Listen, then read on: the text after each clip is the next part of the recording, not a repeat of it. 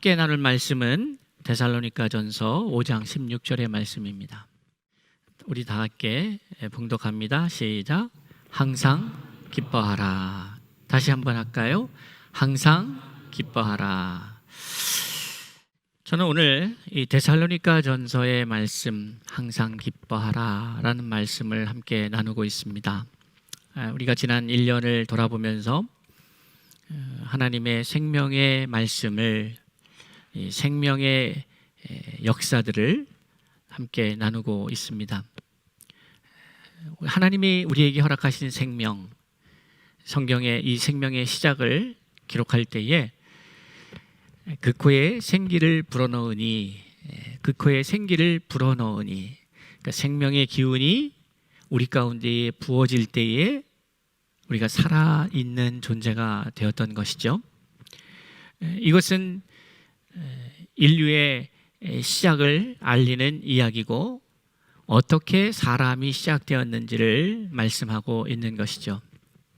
그리고 그 태초에 창조되었던 사람이 원래의 창조 목적에 따라 제대로 살아내지 못하고 범죄하여서 그 생명을 누리는 존재여야 하는데 생명을 누리지 못하고 그 두려움 속에서 죽음을 준비하는, 맞이해야 하는 그런 두려움 속에서 살아가는 연약한 존재가 되어버렸죠.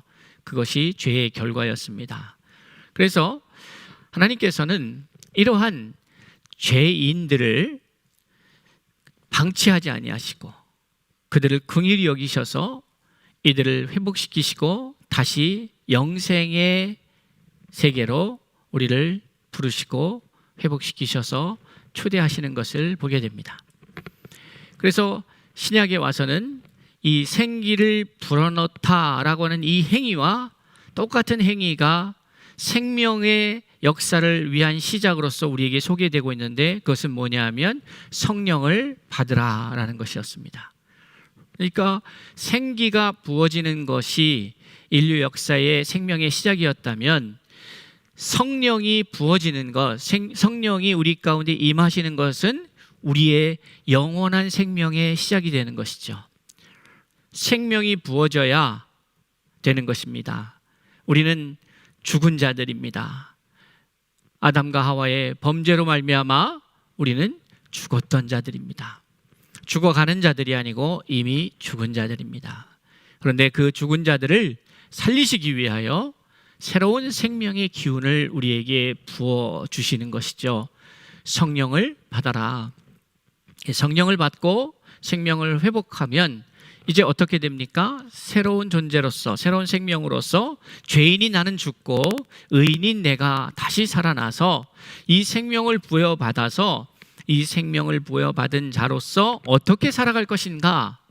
또 애초에 창세기에 나타난 인간의 시작, 그 시작을 놓고 봤을 때에 생명을 부여받은 존재가 이제 생명뿐만이 아니라 무엇을 부여받습니까? 사명도 부여받습니다. 생육하고 번성하고 충만하라. 땅을 정복하고 땅과 거기 있는 생명체들을 다스려라 라고 하는 사명도 받습니다. 그러니까 생명이 사명을 만나야 하나님의 역사가 일어나고 그 역사 속에 무엇이 있을까요?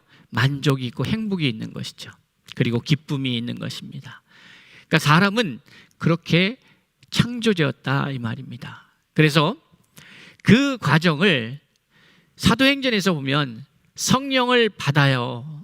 이게 아까 서두에도 말씀드렸지만 무슨 의미라 그랬죠? 생명을 받는 것이다. 그렇게 말씀드렸습니다.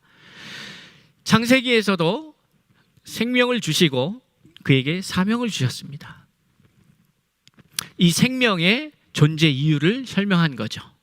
앞으로 이 생명이 어떻게 존재하며 무엇을 위해서 살아가야 하는지, 존재해야 하는지를 명확히 밝히신 것이죠. 사도행전에서도 마찬가지입니다. 생명을 주시고 새로운 생명, 성령을 주시고 그 성령으로 말미암아 또한 우리가 살아나게 되었죠. 그 이후에 뭐가 주어져야 하겠습니까? 사명이 주어져야 되죠. 그 사명이 어떻게 주어집니까? 바로 오직 성령이 너희에게 임하시면, 성령이 임하시면 이 의미는 너희가 새로운 생명이 되면, 너희가 의인으로 다시 거듭나면 너희가 권능을 받을 것이다.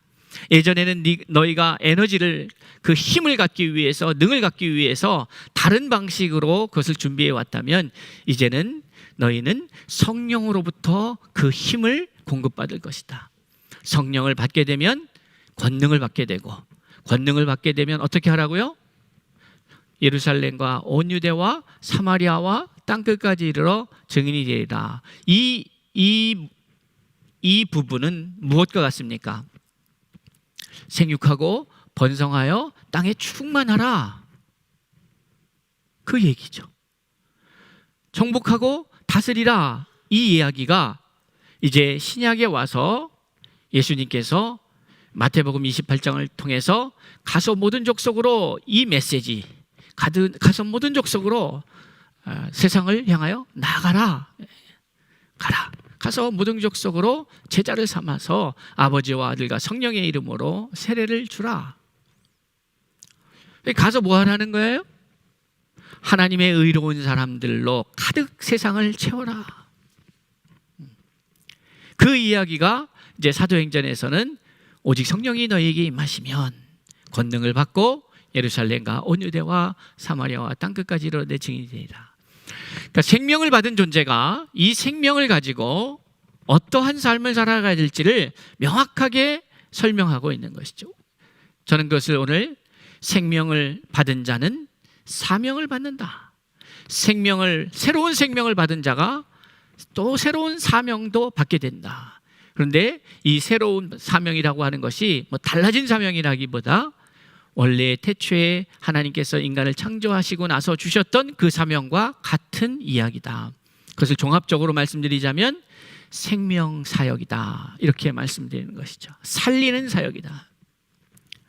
그런데 어떻게 살릴 것인가의 문제가 남지 않겠습니까? 어떻게 살릴 것인가? 결국 복음이 살리는데, 복음은 예수 그리스도인데, 예수 그리스도는 살리는 영인데, 우리가 그동안 배웠던 말씀이지 않습니까? 복음은 예수 그리스도다. 근데 예수 그리스도는 살리는 영이다 라고 우리는 배웠습니다. 살리는 것은 영이니 육은 무익합니다. 여러분, 우리가 육의 것을 쫓아 육을 향하여 나아갈 때에 결국은 사망입니다. 그것을 비껴갈 수가 없습니다. 육의 것이 무엇일까? 육에 속한 것, 영에 속한 것, 바울 사도는 명확하게 무엇이 육에 속한 것인지, 무엇이 영에 속한 것인지를 우리에게 로마서와 갈라디아서, 이러한 서신서들을 통해서 우리에게 소개하고 있습니다. 자, 오늘 데살로니가전서 5장 16절의 말씀, 항상 기뻐하라, 이 말씀은 어떤 연장선상에서 들려지는 말씀인가? 생명의 역사, 중생의 역사, 거듭남의 역사로부터 시작된 올 한 해의 시작은 채워짐으로, 하나님의 말씀에 채워짐으로 우리가 성장하고 성숙하여져서 하나님의 성결된 백성이 되어가는 것. 그러니까 이것은 의인이 되어가는 과정이기도 하지만 의인으로 태어나는 것하고는 다르게 태어난 의로운 하나님의 사람들이 의로운 하나님의 사람들답게 채워져 가는 것이 필요하다. 우리가 죄를 지어서 죄인이 된 것이 아닌 것처럼, 우리가 의를 행하여서 의롭게 되지 않았다는 것이에요. 우리가 죄인으로 태어났기에 우리는 운명적으로, 숙명적으로 죄인으로서 죄를 짓고 살아가게 되어 있습니다. 그러니까 의인은 없나니 하나도 없습니다. 이 땅에 죄를 짓지 않는 이는 하나도 없습니다. 그런데 우리가 예수 그리스도를 믿음으로 말미암아 의에 이르러서 의인으로 거듭나여서 거듭난 의인이 이제는 그 의인답게, 의인에 걸맞게 거룩한 하나님의 사람으로 자라가는 것, 그것이 채워집니다. 이렇게 말씀을 드렸습니다. 그리고 이 채워짐은 결국 무엇으로 연결되어야 되는가? 교훈과 책망과 바르게 함과 의로 교육하기에 유익하니 이는 하나님의 사람으로 온전케 하려.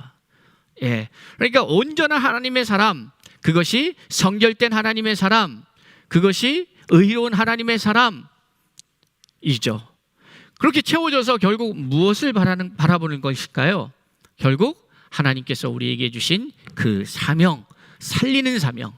이제 내가 살아났으면 나로 그치는 것이 아니라 나로 인하여 누군가를 또 살려내는, 죽어가는 영혼을 살려내는 그 일을 위하여 우리는 어디로 가든지, 내가 예루살렘에 있든지, 내가 유대에 있든지, 사마리아에 있든지, 땅 끝으로 가든지, 어디로 가든지, 어디에 있든지 나는 생명 역사, 살리는 일에 부르심을 받았다는 사실을 깨닫는 것.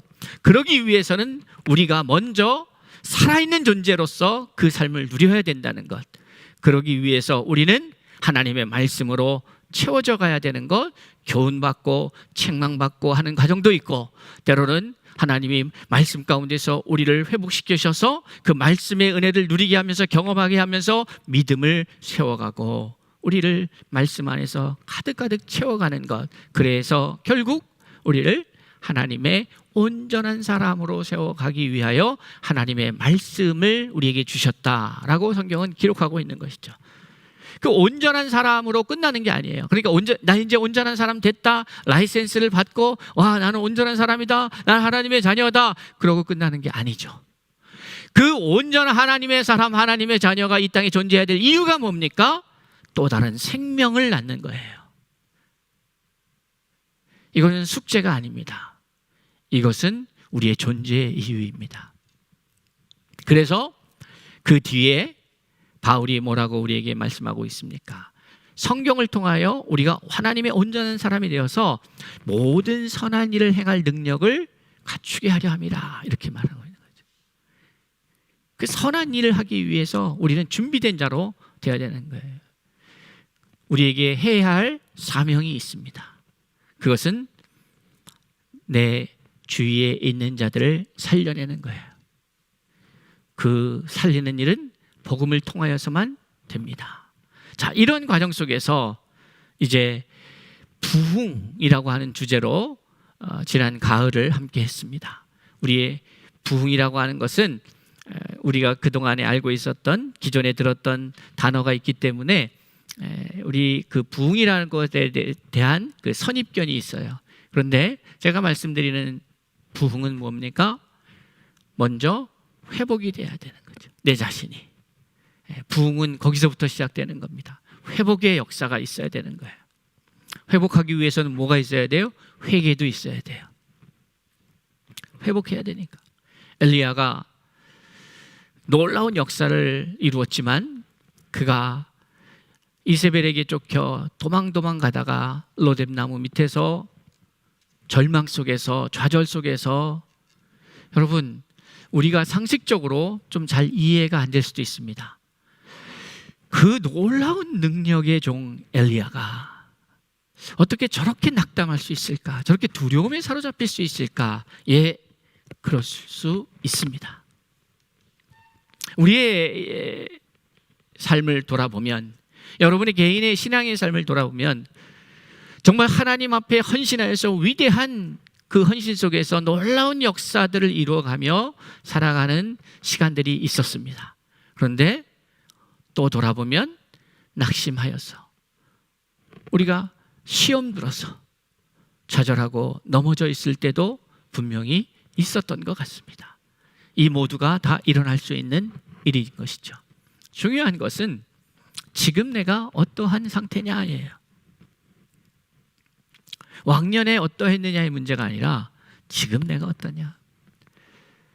지금 절망 속에서, 낙담 속에서, 좌절 속에서, 시험 속에서, 시험 들어서 있느냐의 문제인 것이죠. 이 문제를 해결하기 위해서 성경이 우리에게 보여주시는 것은 무엇입니까? 하나님과의 다시 그 만남이 시작돼야 되는 거죠. 결국 왜 우리 안에 낙담이 있느냐, 왜 절망이 있느냐, 두려움이 있느냐, 왜 그럴까요? 이 안에 뭐가 없어서예요? 하나님의 영이 충만하지 않기 때문이죠. 그러니까 하나님의 영이 충만하다는 의미를 좀 더 이해하기 쉽게 말씀드리자면 하나님의 말씀이 충만하지 않은 거죠. 말씀이 우리를 장악하고 우리를 지배하고 말씀으로 가득 채워져 있을 때는요, 여러분 가만히 보십시오. 자신감이 있습니다.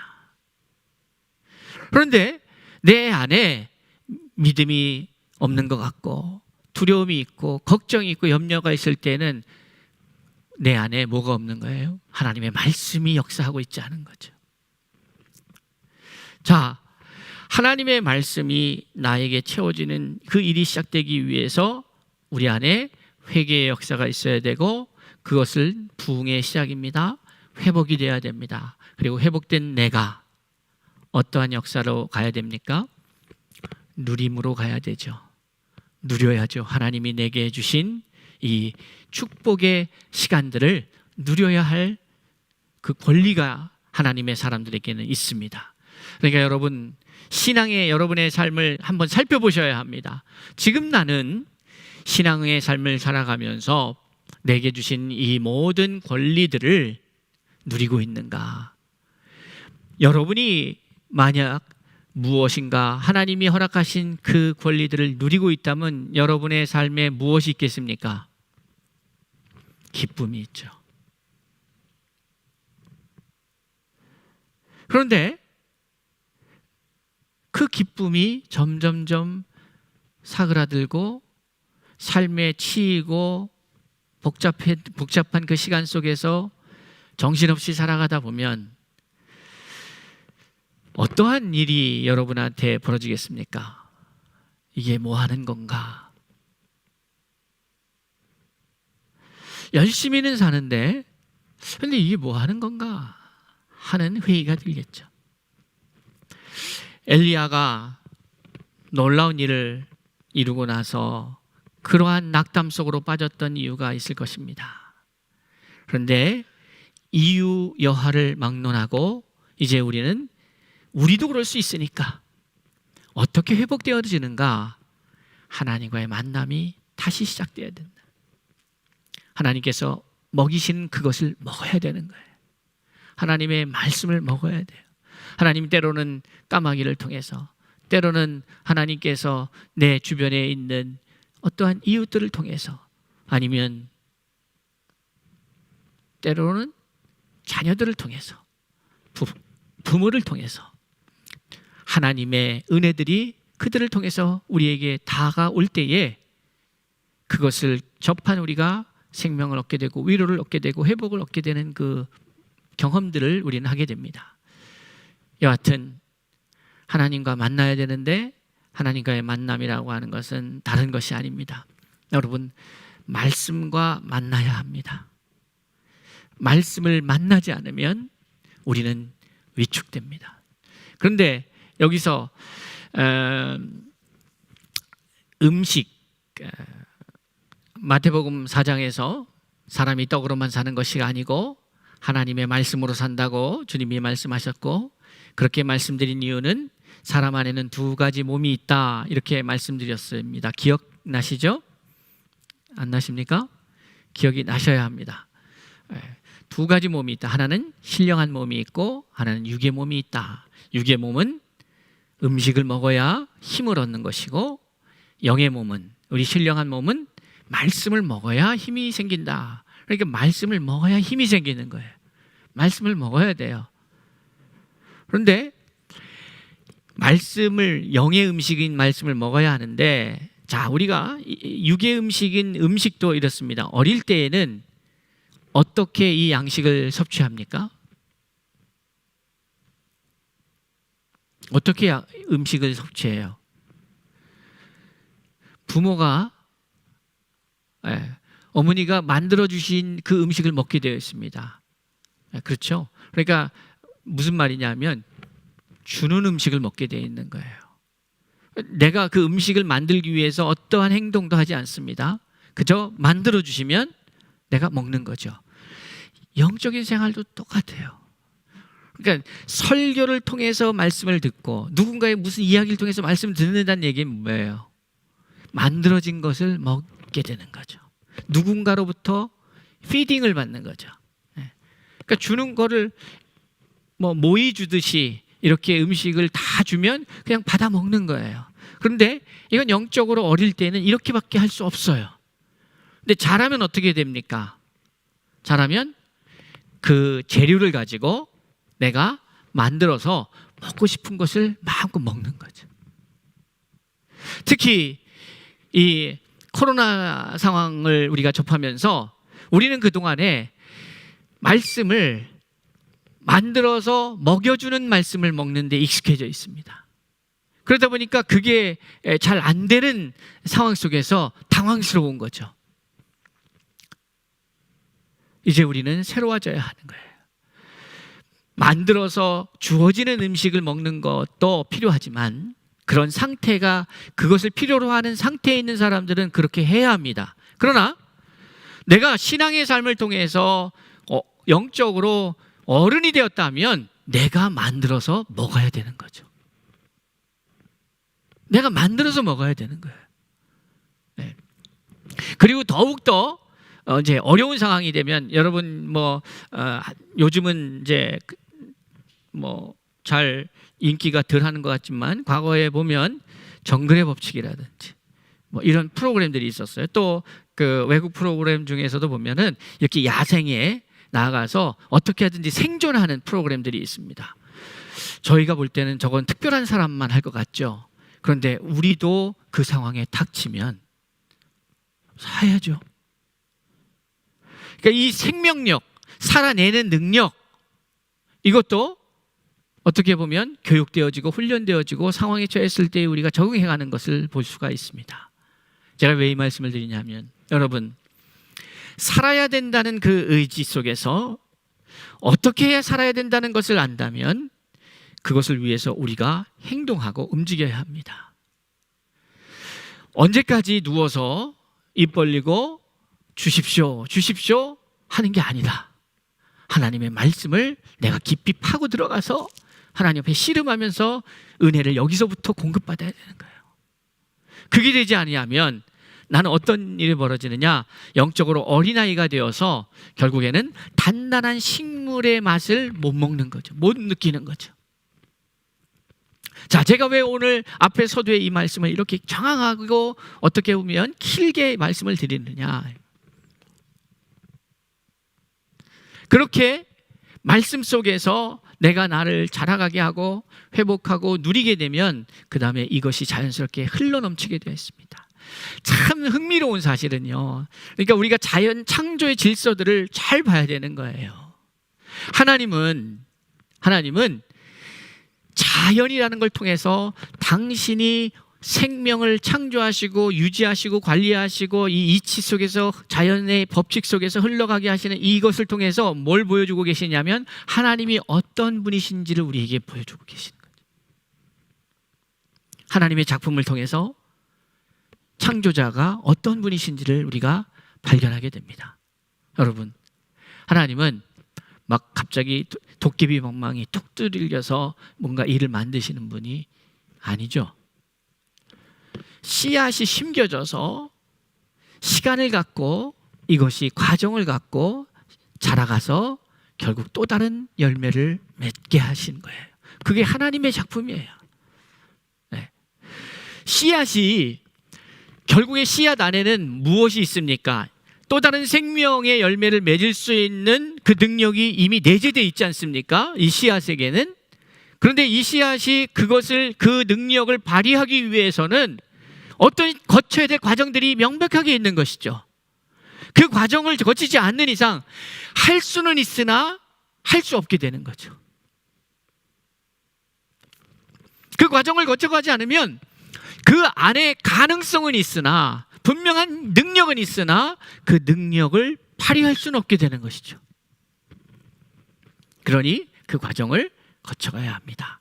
그래서 자연스럽게 시간이 되고, 봄에 우리가 모내기를 하면 여름의 과정을 거쳐서 가을에 추수할 때까지 그 시간이 있어요.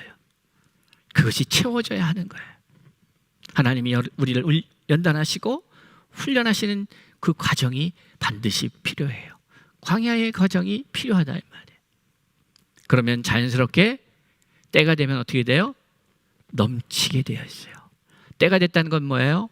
넘치는 그때는 뭡니까? 채워짐. 가득 채워졌을 때 이제 그 다음이 어떻게 돼요? 넘치게 돼요. 그런데 우리가 한국 교회가 회개해야 될 것이 있어요. 성도들이 새로 거듭나서 들어와서 공동체 안에서 이제 씨앗으로 있는데 자꾸 이 씨앗 보고 너 빨리 열매 맺으라는 거예요. 열매 맺어야 되는 거예요. 열매를 맺게 되어 있다는 거예요. 맞아요. 사과나무가 사과를 맺어야죠. 사과 열매를 맺어야죠. 그런데 사과나무를 이제 막 어린 묘목을 심어 놓고는 그 어린 나무를 향해서 계속 그러는 거예요. 주인이 너 오늘도 열매를 안 맺었네? 계속 열매 맺으라는 거예요. 이 나무가 사과의 열매를 맺기 위해서는 농부에 뭐가 필요해요? 수고와 땀과 사랑이.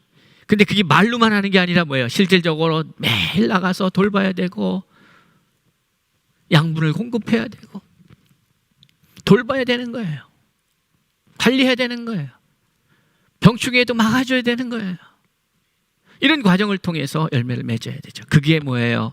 이제 그 과정을 통해서 때가 되면 채워지면 넘치게 되어 있는 거죠. 그 넘침이 있어요.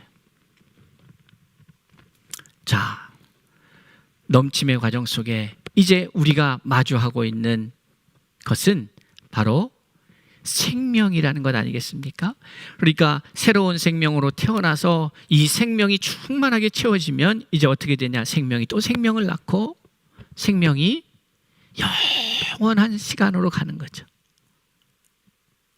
그곳에 이 영원한 시간 속에는 쉼이라는 것과 희락이라는 것이 있는데 쉼은 하나님과의 만남이다.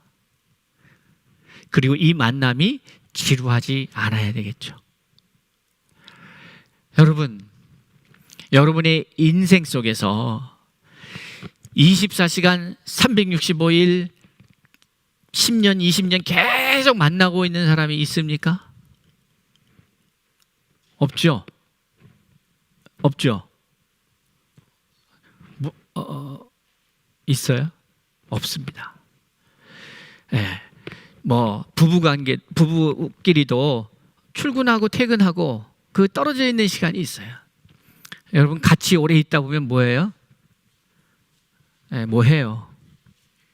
그냥 뭐 한단 말이에요.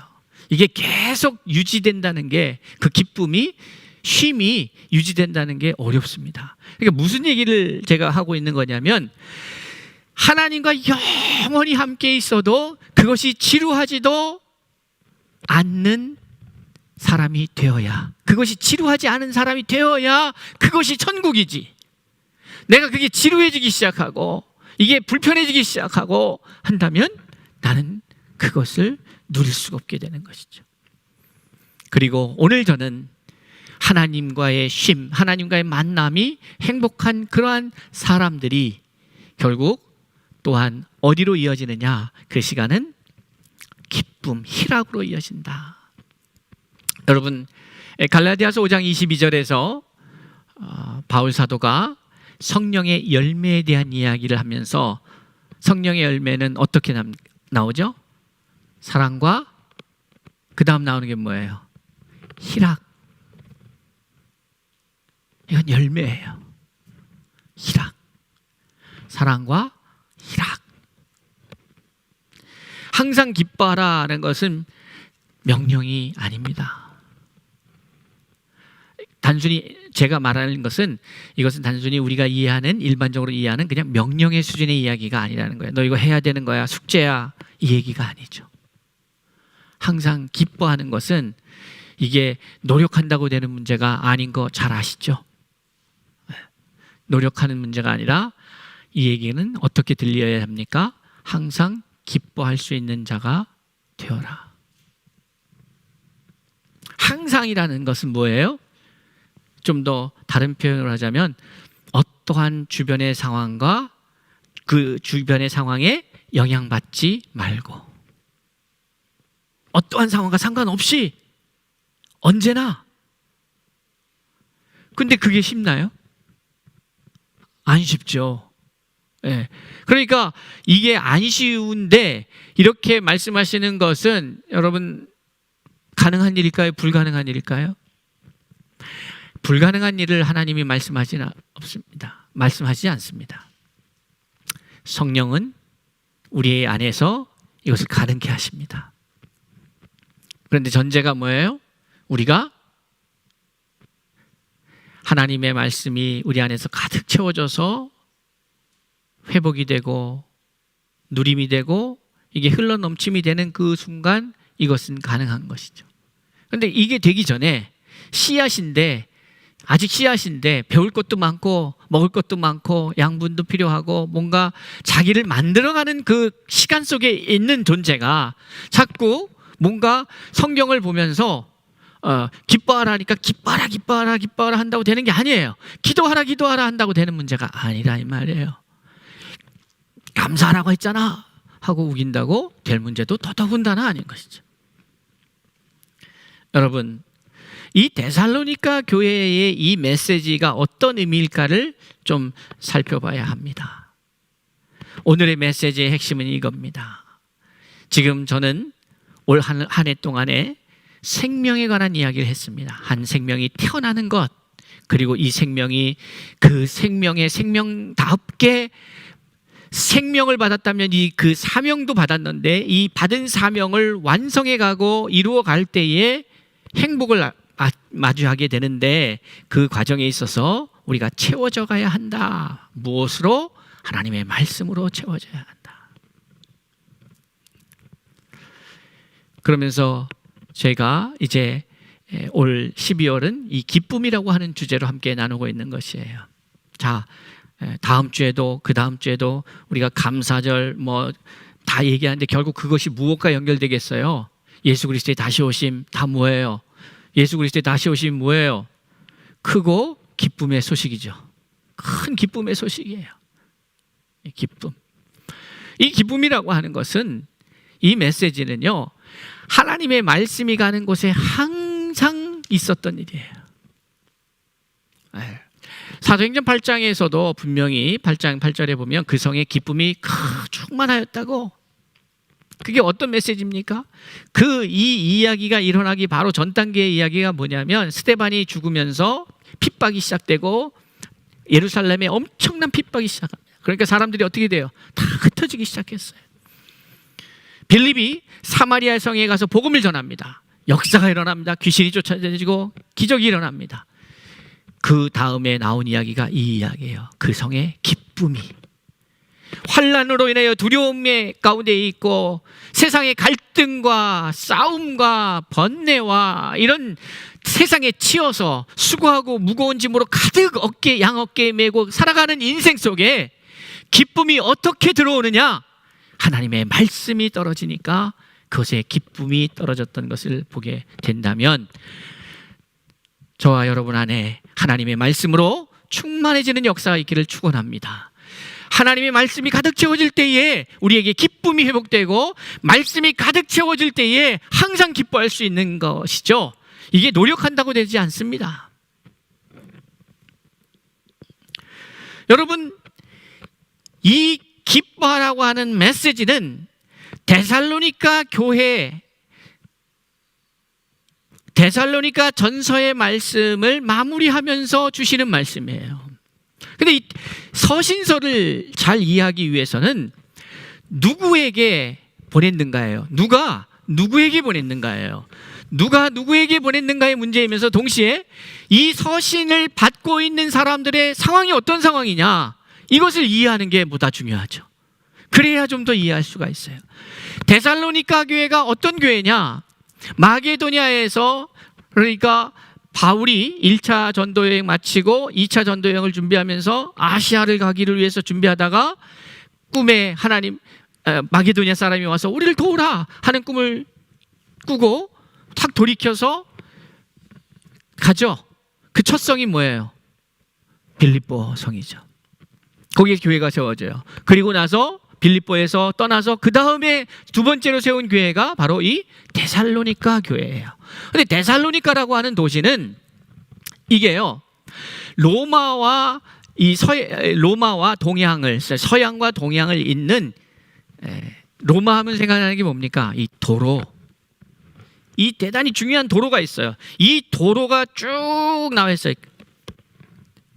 그런데 많은 도로 중에 이 간선 도로 중에 에그나티아라고 하는 도로가 있는데 그 도로 선상에 있는 도시예요. 이게 무슨 말인가 하면 서양의 문화가 동양으로 진출하고 나아가는 데 있어서 그 길 따라가 쭉 가는 데 있어서 이게 이 데살로니가라고 하는 도시는 매우 중요한 곳에 있다 보니까 대도시였겠죠. 그 당시에 인구가 한 20만 명 됐다고 하니까 큰 도시였습니다. 이게 사람들이 많이 살다는 얘기는 어떤 의미가 있어요? 거기에 돈이 많이 있다는 거예요. 먹고 살게. 그 다음에 또 뭐가 있어요? 죄악이 관영하다. 문제가 아주 심각한 거예요, 거기에.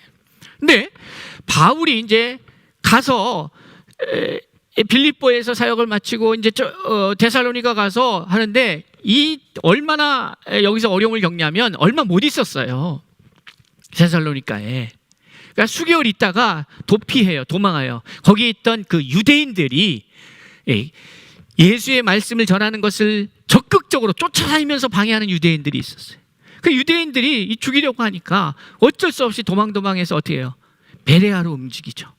베레아로 갔다가 다시 아덴으로 갑니다.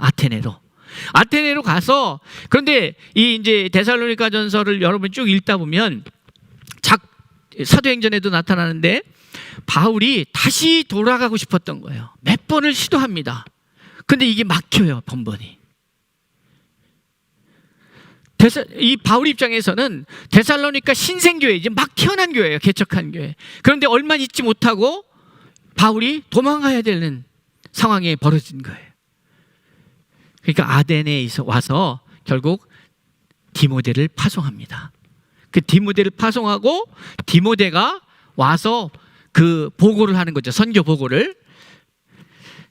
데살로니가전서 3장 6절에 보면 지금은 디모데가 너희에게로부터 와서 너희 믿음과 사랑의 기쁜 소식을 우리에게 전하고 또 너희가 항상 우리를 잘 생각하여 우리가 너희를 간절히 보고자 함과 같이 너희도 우리를 간절히 보고자 한다 하니 이러므로 형제들아 우리가 모든 궁핍과 환난 가운데에서 너희 믿음으로 말미암아 너희에게 위로를 받았노라.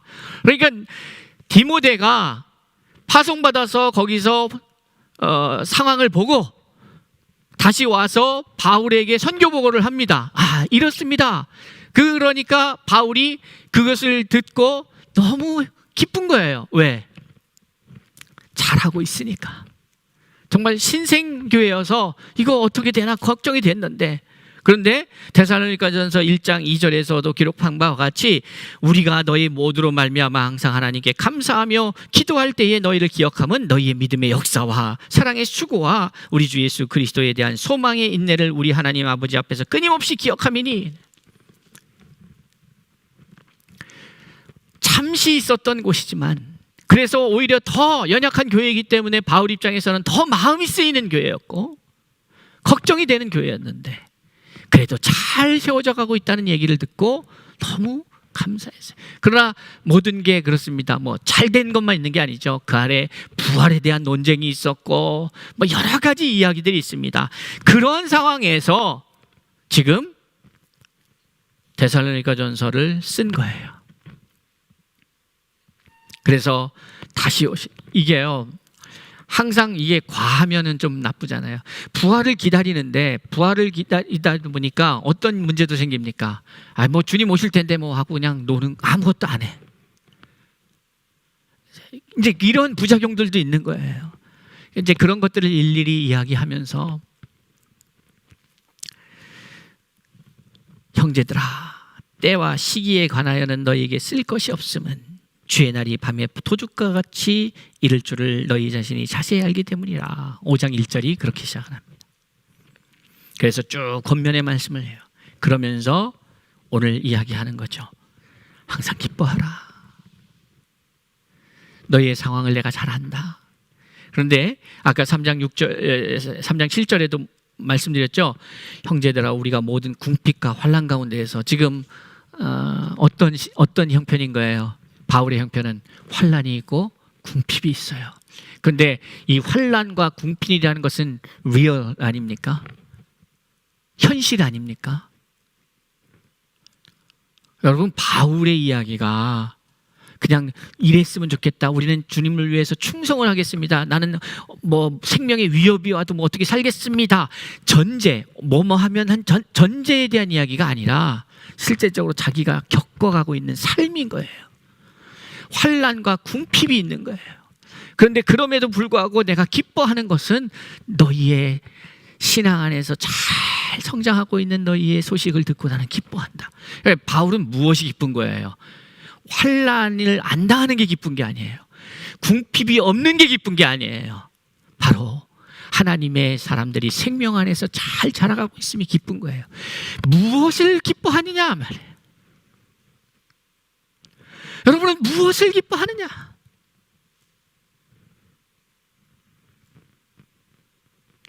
항상 기뻐하라는 얘기가, 항상 기뻐하라는 게 그냥 뭐 하라는 얘기입니까?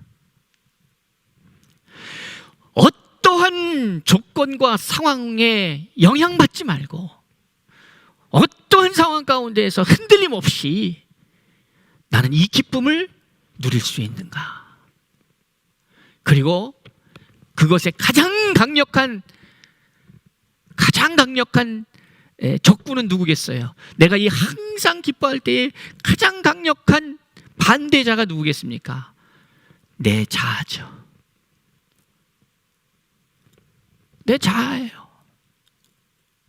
그러니까 항상 기뻐하기 위해서는 내가 하나님 앞에 하나님이 기뻐하는 것을 함께 기뻐할 수 있고 하나님이 슬퍼하는 것을 함께 슬퍼할 수 있는 자가 되어서 어떠한 상황과 환경 속에 여의치 않고, 내가 배고픈 것이 나에게 기쁨을 빼앗아가는 것이 아니고, 내가 돈이 없다고 내 기쁨을 빼앗기는 자가 아니고, 내 미래가 불투명하다고 내 기쁨을 빼앗기는 존재가 아니고, 어떠한 상황 속에서도 흔들림 없이 기뻐할 수 있는 자가 되라 말이에요. 누구에게 지금 얘기하는 거예요? 데살로니가 교회에게. 데살로니가가 어떤 도시예요? 20만 명이 넘게 사는 대도시에서 교통의 요충지로서 상업이 발달하고 죄악이 많은 거예요. 돈이 많은 거예요. 유혹이 많은 거예요.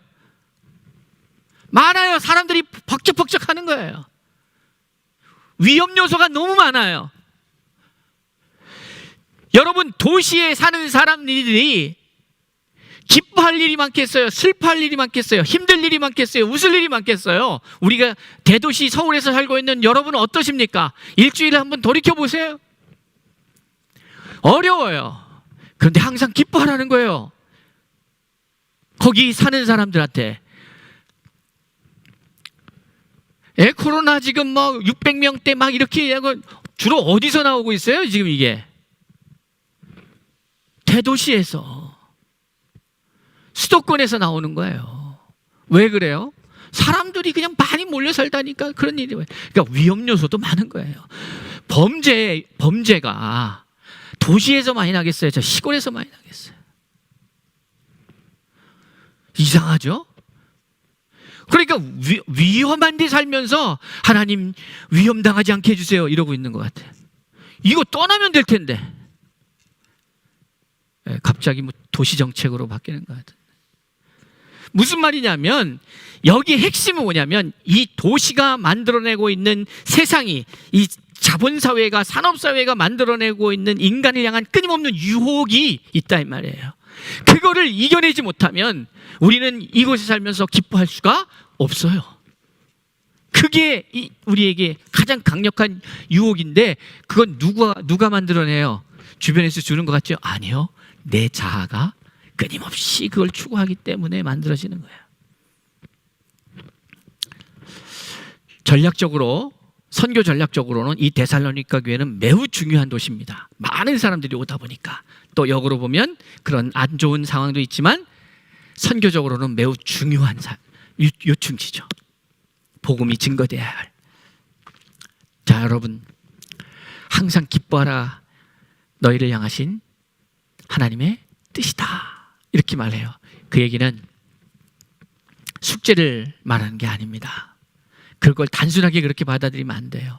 다시 말해서 이렇게 되기 위해서는 우리가 어떠한 자가 되느냐, 하나님의 나라에 대한 소망이 명확해야 합니다. 그러니까 부활신앙, 재림신앙이 확실해야 돼요. 그게 없으면 자꾸 현세에 집착하게 되죠. 그런데 하나님은 어떤 분이시라 그랬어요? 현세의 상황 속에서 내가 항상 기뻐하고 즐거워하고 하나님 믿음 안에서 세상의 유혹으로부터 떠나서 이겨서 하지 않는 한, 갑자기 여기서 세상의 유혹에 마음 뺏겨서 세상대로 사는 대로 방식대로 다 살다가 결국 뿅 하고 하나님 나라에 가서 다른 사람이 된다고요? 그거는 거짓입니다. 그렇게 되지 않아요. 그건 하나님의 방식이 아니에요. 그러니 우리는 이 땅에 살면서 오히려 이곳에서 내 내면에 있는, 그럼 여러분 대도시에 있는 사람들만 이것이 가득하냐? 그렇지 않잖아요. 죄인이 갖고 있는 마음이에요. 그러니 여러분, 우리가 항상 기뻐하기 위해서는 끊임없이 탐욕과 음란과 죄악을 향하여 치닫고 있는 시기와 질투와 갈등과 이러한 내 자아가 죽고 이제 새로운 생명을 얻어서, 이 새로운 생명이 그 태어난 생명 자체로 머물러 있는 것이 아니고 계속해서 말씀 안에서 자라서 성인이 되어서 청년이 되어서 힘있게 하나님의 말씀 생육하고 번성하고 충만해져라. 그리고 땅을 정복하고 다스려라. 이것을 신약 버전은 오직 성령이 너희에게 임하시면 권능을 받고 예루살렘과 온 유대와 사마리아 땅끝까지 이르러 내 증인이 되리라. 이 되리라, 그렇게 될 거야. 근데 그 목적이 뭐냐? 가서 모두 가게 돼 있다니까요. 성령을 받으면 가게 돼 있어요. 멈춰 있지 않습니다. 갑니다. 이미 하나님은 코리안 디아스포라를 전 세계의 200개국 이상의 나라에 뿌려놓으셨어요. 갔어요.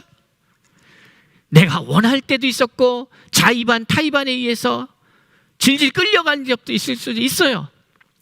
스탈린에 의해서 고려인들이 150년 전에 100여 년 전에 저쪽으로 던져져서 버려진 자기 자의가 아니었어요.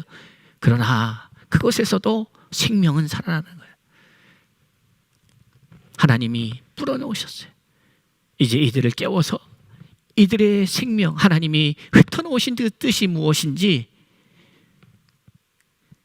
내가 거기 있는 동안에 생명을 유지하는 것을 넘어서서 사명자로서 살아내고 그때에 참 행복이 있고, 그리고 그것을 통해서 또 다른 생명을 낳는 것이 생명이 있어야 할 이유인 것을 깨닫는 것. 그리고 그런 강력한 생명의 역사는 엄청난 에너지가 있기 때문에 어떠한 상황 속에서도 그 생명의 역사를 멈추지 않는 거죠. 기쁨이라고 하는 것은 생명의 역사에 대단히 중요한 부분을 차지합니다. 생명은 기쁨인 거예요. 그런데 오늘날 이것이 하나님의 뜻인데, 그러니까 생명을 만드시고 이 생명들의 역사를 보시면서 표현하신 주님의 마음이, 감정이 뭐예요? 심히 보기에 좋았다는 거예요. 그 기쁨을 나타내고 있는 거죠. 그렇기 때문에 우리가 정상적이라면 아이가 태어나는 것은 뭐예요? 우리에게 그거보다 더 큰 기쁨은 없죠. 그런데 오늘날 아이 태어나는 게 기쁘지 않아져 버렸어요. 먹고 사는 문제가 됐던, 어떤 사회적 이슈가 됐던 등등의. 그래서 막 기다리고 아이가 태어나기를 기다렸는데, 태어났는데 야, 너만 아니었으면, 잃어버리면 이게 이러면 되나? 그러니까 이게 우리가 아무것도 아닌 것 같죠? 아니요. 벌써 하나님의 창조 질서가 무너져 가고 있는 거예요. 생명이 이 땅에 태어나는 것은 모든 이에게 기쁨이 되어야 되는데 어떤 사람들은 버리기도 하고, 그 기쁨이 아니야. 생명이 왜? 그걸 왜 버려? 죄악의 결과니까. 결국에는. 사랑하는 성도 여러분, 항상 기뻐하라고 하는 것 좀 더 깊이 묵상합시다.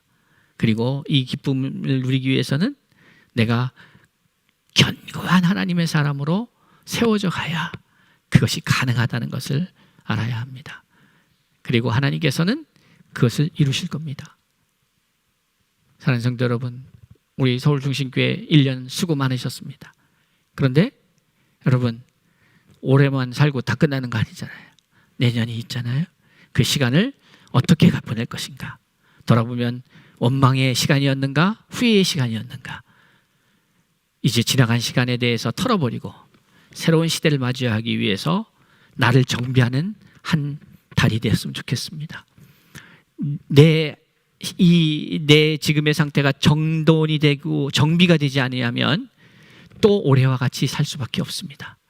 새롭게 우일신하여서 하나님 앞에서 날마다 새로워지는 은혜가 저와 여러분 가운데 있기를 바라고, 우리 서울중심교회와 코디엠교회 성도들, 정말 하나님이 나를 통해서 이루시고자 하는 그 놀라운 생명의 역사를 먼저 우리가 누리며 그것이 넘쳐져서 세상으로 흘러갈 수 있게 되기를, 그리고 그 가운데에 그렇게 될 때에 참된 기쁨이 우리 안에 용솟음치고 샘솟음치고 이게 활활 드러날 수 있다는 사실을 기억하면서 하나님의 사람으로서 항상 기뻐할 수 있는 하나님의 능력자가 다 될 수 있기를 바랍니다. 하나님의 역사는 멈추지 않고 주님 오실 그날까지 계속되어집니다. 그곳의 주인공이 제가 될 수 있기를, 여러분이 될 수 있기를, 우리 모두가 될 수 있기를 주의 이름으로 축복합니다. 기도하겠습니다.